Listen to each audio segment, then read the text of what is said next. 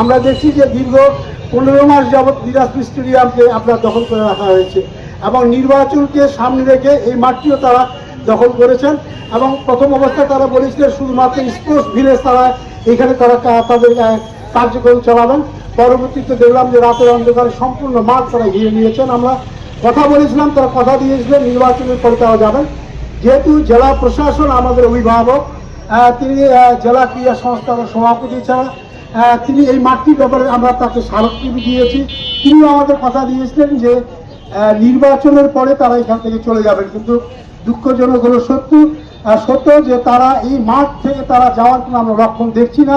আপনারা জানেন যে পবিত্র রমজান মাস, রমজান মাসের পরেই কিন্তু আমরা এখানে ঈদের জামাত অনুষ্ঠিত হবে। সবাই জানি যে দক্ষিণ এশিয়ার সর্ববৃহৎ এই জামাত দিনাজপুরে হয়, এটা স্বীকৃত এবং সরকার কর্তৃক স্বীকৃত।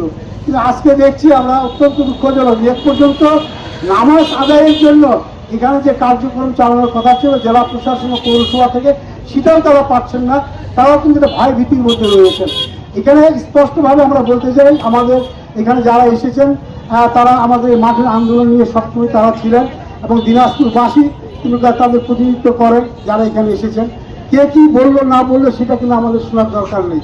এই মাঠ আমাদের, এই মাঠকে আমরা অবমুক্ত করব। আমরা আইনি প্রক্রিয়ায় আমরা সমঝোতার মধ্যেই যেতে চাই যে এই মাঠটি তারা যেন অতি সত্ত্বর এখান থেকে ছেড়ে দেয় এবং আমাদের যে কর্মকাণ্ড সেগুলো যেন আমাদের পরিচালনা করার জন্য সে সুযোগ দেয়।